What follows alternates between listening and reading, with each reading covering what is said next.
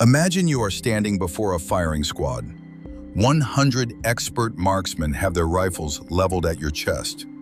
You hear the command, "Ready, aim, fire." The roar of 100 synchronized shots fills the air. You brace for the end, but it doesn't come. You open your eyes. You are untouched. Every single one of those 100 bullets missed your heart by a fraction of an inch. In that moment, would you simply shrug and say, "Wow, what a lucky coincidence"? Of course not.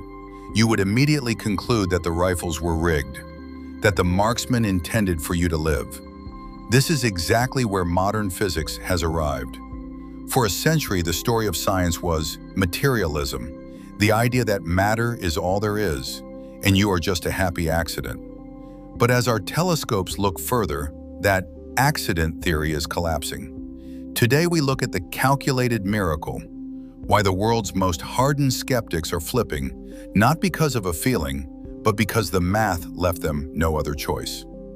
To understand why the materialist wall is crumbling, we have to look at fine-tuning. Think of the universe as a control room with 30 dials. Each represents a fundamental constant of nature. One dial is gravity. Another is the strong nuclear force. Another is the expansion rate of space. If you turn any one of these dials by even a microscopic hair, the music of the universe stops. Take the cosmological constant. If this value were different by just one part in 10 to the power of 120, the universe would have either expanded too fast for stars to form or collapsed back into a black hole instantly. To give you an idea of that precision, imagine trying to hit a target the size of an atom on the other side of the observable universe. It is a mathematical impossibility.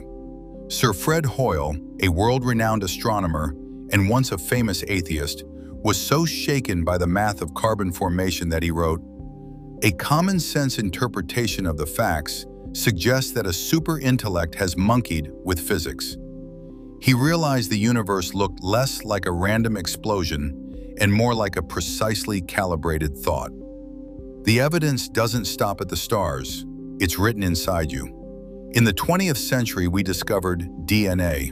We realized we weren't looking at chemistry, we were looking at information. Digital, error-correcting code.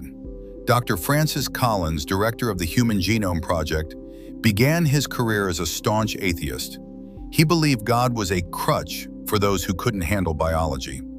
But as he mapped the 3 billion letters of the human genetic code, his worldview shattered. He realized that information never arises from random matter. It only arises from intelligence. He didn't find a chemical accident, he found the language of God. Collins flipped from skeptic to believer because the complexity of life was too mathematically dense to be anything else. If there is a code, there must be a coder. This shift is causing a great reversal among top professionals.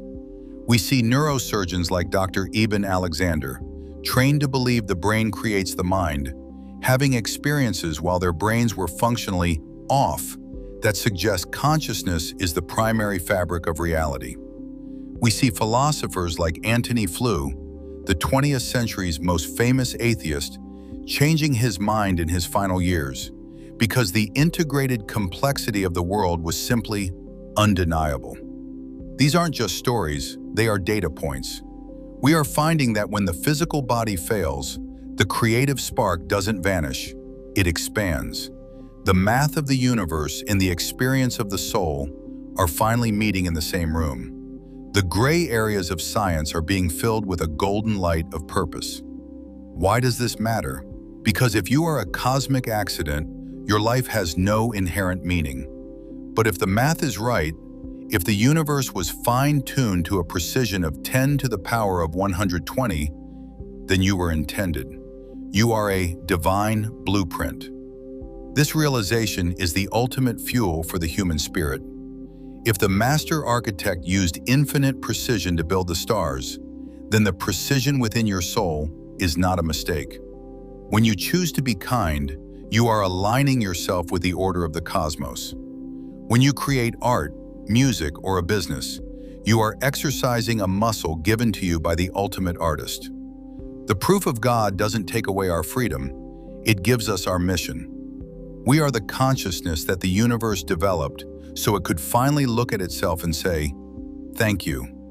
Go out and live like you were intended. Use your creativity to build and your kindness to heal. In a universe fine-tuned for life, the most logical thing you can do is love. Stay kind, stay creative, and keep searching.